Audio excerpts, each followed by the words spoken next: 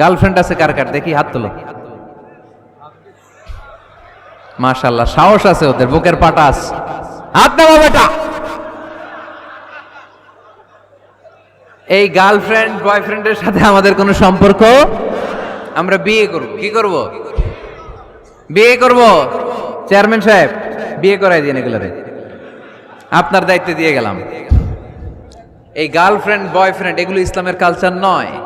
বিয়ের চেয়ে ভালো কাজ পৃথিবীতে হতে পারে। বিয়ে করতে গেলে বাপে বলে আগে নিজের পায়ে দাঁড়া। তো এতদিন ও কার পায়ে দাঁড়াইছে? ছেলে মেয়েদেরকে সাহস দেন, ছেলেও পড়বে। ওই যে একজন চিল্লান দিয়ে উঠছে, ওর কমন পড়ছে। কমন পড়ছে, মাশাআল্লাহ। গার্ডিয়ানরা যারা আছেন ওদের দুঃখ কষ্ট একটু বুঝেন আপনারা, মিলাই দিয়েন ওদেরকে, বিয়ের পিড়িতে বসায় দিয়েন। বিয়েতে কল্যাণ, বিয়েতে বরকত। বিয়ের মতো ভালো কাজ হতে পারে না। সব নবীরা বিয়ে করেছেন। আর নিকাহ মিন সুন্নতি, বিয়ে আমার সুন্নাত। ফামান রাগিবা আন সুন্নতি ফালাইসা মিন্নি, যে আমার সুন্নতকে ভালোবাসে না সে আমার উম্মত হতে পারে না। বিয়েটাকে সহজ করে দেন। যেই সমাজে বিয়ে সহজ ওই সমাজে জিনা কঠিন, তাই না? যেই সমাজে জিনা সহজ ওই সমাজে বিয়ে কঠিন।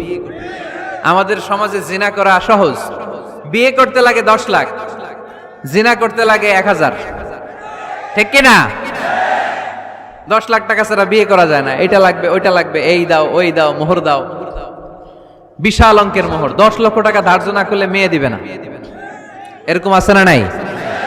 না, এগুলো আসলে ইসলামিক কালচার না। ছেলের বাবা মেয়ের বাবা উভয়কে আমি বলি বিয়েটা সহজ করে দেন, সহজ করে দেন। ছেলে পড়াশোনা করুক, সমস্যা নাই, মেয়েও পড়ুক, কিন্তু তারা পবিত্রভাবে তাদের সম্পর্ককে মেনটেন করুক। ঠিক কিনা? তাদের এই যৌবনের তাড়নায় যে পাপের সাথে জড়াবে তার পার্সেন্টেজ গুণা বাবা হিসেবে আপনার কাঁধেও আছে না নাই?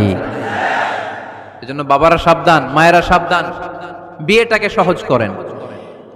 এই এলাকার যুব সংঘ যারা আছো, তোমরা একটা ক্যাম্পেইন করবা এই মাহফিলের পরে, টাইমলি ম্যারেজ ক্যাম্পেইন।